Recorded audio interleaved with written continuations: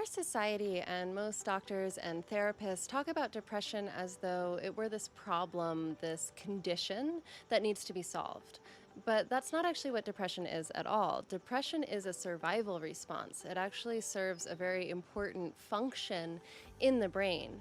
And I have found that understanding depression in this way makes a huge difference in terms of what we can do about depression itself. When we understand the root cause and the function of depression, it gives us a whole new approach to handling it, to managing it, and ultimately to making it go away. I'm Rachael Sloan. For those of you who don't know me yet, I'm a master NLP practitioner and a certified life coach, and I work with divorced men. I help men recover from divorce, move on with their lives, and as you might expect, I have the opportunity to explore depression a lot with my clients. If you aren't divorced yourself or you're not kind of in that divorce world, you might not know that most divorces are filed by women. I think it's 70 to 80% of divorces in the United States are filed by women. So many, many men are in the position of getting a divorce that they didn't want, that they didn't choose, that they were powerless to stop. And as you'll see, that powerlessness, that helplessness, that feeling trapped in something you didn't want, you didn't choose, and that's very painful,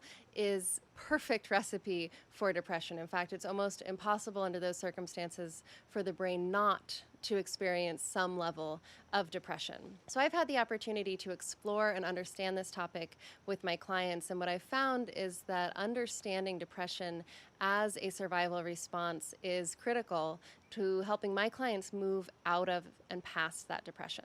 In this video, I'm going to share that perspective with you and help you understand depression in those terms as well. If you're finding this content helpful, don't forget to subscribe and turn on notifications so that you don't miss my next videos. All right, let's dive in. Depression as a survival response. To understand depression in this way, you're going to need to understand a few things about your nervous system.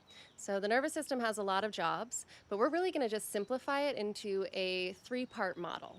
And the three parts of this model are going to represent the different states that your nervous system can be in. This is an oversimplification, like pretty much every model of the human brain or human body is, but it's a useful one, and it's going to help us understand how depression functions as a survival response. So I'd like you to just imagine a pyramid with three different levels. The bottom level is a grounded, regulated nervous system state. You might have heard of sympathetic or parasympathetic nervous system states. Don't worry about those. This is a little different.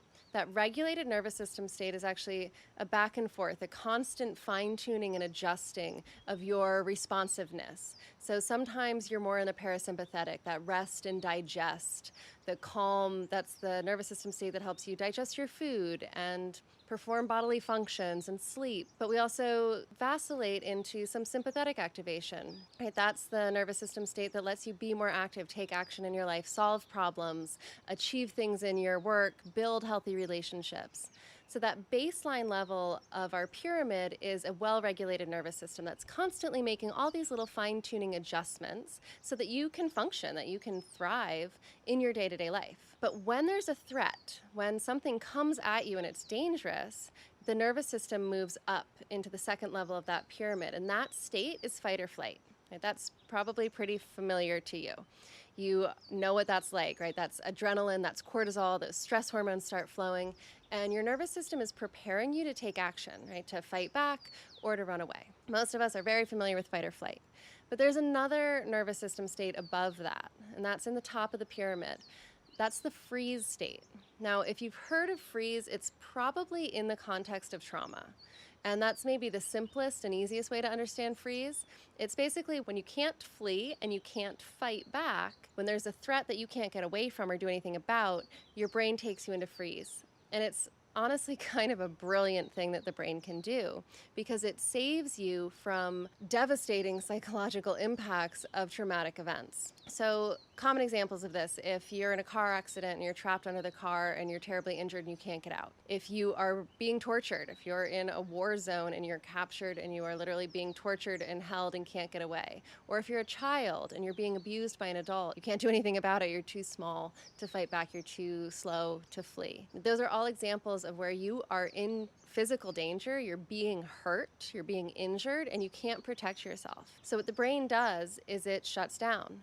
It says, well, I can't do anything for this body, right? All of my avenues of escape, of getting away, of respite. I'm not going to be able to do anything. I can't save the body right now. So let's try to save the brain. And that's what it does, is it takes you out of that experience. It shuts down your pain response. It shuts down your awareness of your body, your awareness of the external world.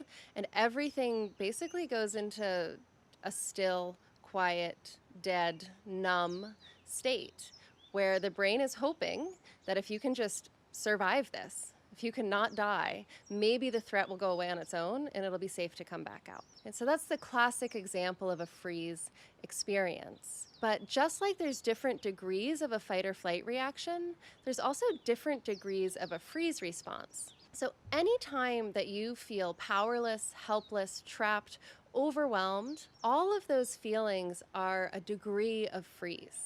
Right? As soon as there's some danger, there's some problem, there's something that you can't do anything about, the brain moves into a degree of this freeze response. And that's what depression is.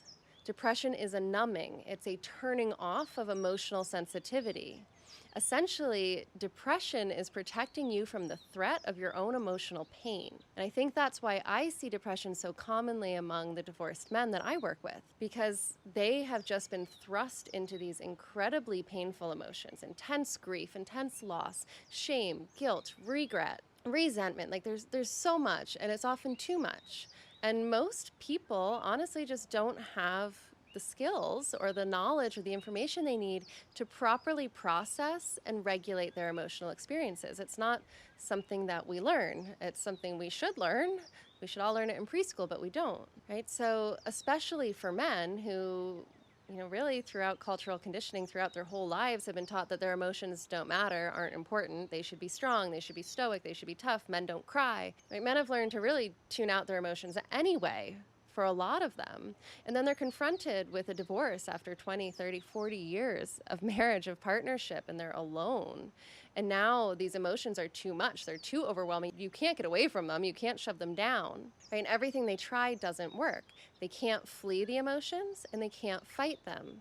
But the pain is unbearable. It's intolerable. Depression is the logical solution. Depression is the survival reaction in response to the pain of that emotion. Shut it down, numb out, hunker down, head in the sand, and maybe you will survive long enough to come out the other side. Why does this matter? It matters because it changes what we do about depression. If depression itself is a problem, if it's a pathology, something that is wrong with you, now we have to beat the depression. We have to fight it. We have to rebalance your brain. There's all these things that we're doing to deal with the depression. But if we understand that the depression itself isn't a problem, it's a solution to a problem. Right? It is your nervous system's solution to intolerable emotional pain. Well, now we don't actually have to do anything about the depression itself. What we have to do is take care of the threat. And there's a couple of ways that we can do that. So what I do with my clients is I help them gain the skills and practice the skills of processing an emotion so that they can feel an emotion and move through it without getting stuck in the emotion or overwhelmed by the pain of the emotion. And two really important things happen here that are relevant for depression. One is I'm giving them something to do. I'm giving them a response that works. So remember, the reason you go into a freeze state is because there's nothing you can do, right? You can't get away from your torturer. So the only option is to check out and hope that somehow they stop on their own, right? As soon as I give you something to do, your brain has an opportunity. It's like, oh, I can take action. And when you take that action and it works, when you process the emotion and you use these tools and it works, your brain's like, oh, I can fight back, right? I can get away from this experience. You have moved out of that freeze back into fight or flight, and you're on your way back down to that regulated nervous system state. So that's the first thing. It gives you an action to take. That alone will start to kick you out of depression. The second thing that this does is actually really cool. It, over time, as you learn to regulate your emotions and process them, what happens is your brain starts to realize that emotions aren't dangerous. The brain thought that emotions were this incredibly intolerable, unmanageable source of pain. But when you become very adept and skillful at managing them, it stops being a threat. An example, a metaphor for this, I lived in Mexico for a few years. And when I was living there, I had this black lab, and she loved to play fetch. Right? right? Sticks, tennis balls, didn't care. She loved to play fetch. But I lived in a very rural part of Oaxaca, Mexico, and there were a lot of dogs, there were a lot of stray dogs, and a lot of the dogs were quite aggressive. And the people and the dogs had this kind of messed up relationship, right? The people were afraid of the dogs, so they would chase them or kick them or carry sticks to fend them off, and then the dogs would experience the abuse by the people and would become aggressive in this horrible cycle. So a lot of people in this village where I lived would carry sticks to defend themselves from dogs because the dogs were dangerous. And my lab, of course, would go running up to them, so excited that they had a stick to play fetch with her. And these poor people would be terrified of the dog. But then when they got to know her and they learned that she wanted to play and not bite them, they were no longer afraid, right? The first time she ran at them, their nervous system jumped into a fight or flight response and they were ready to fight back and protect themselves. But then over time, as they learned that every time she ran at them, she wasn't dangerous. Every single time she came, she was friendly. She was wagging her tail. She wanted to play. She'd lick their hand, right?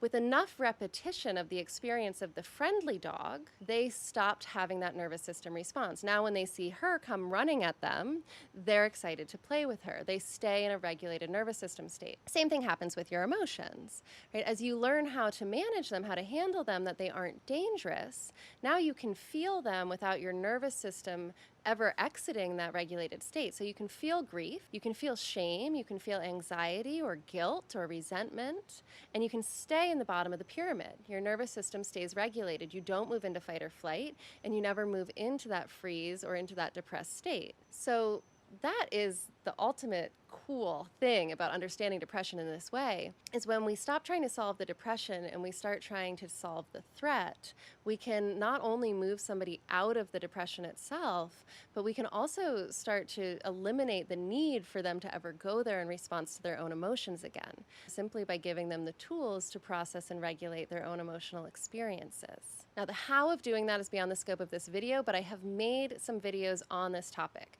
So my favorite one is this 90-second emotional regulation exercise. It's super fast, it's super simple, and it's highly effective. So don't forget to subscribe, turn on notifications. You can also join my channel if you want to support me more fully and get some bonus content and some cool new videos.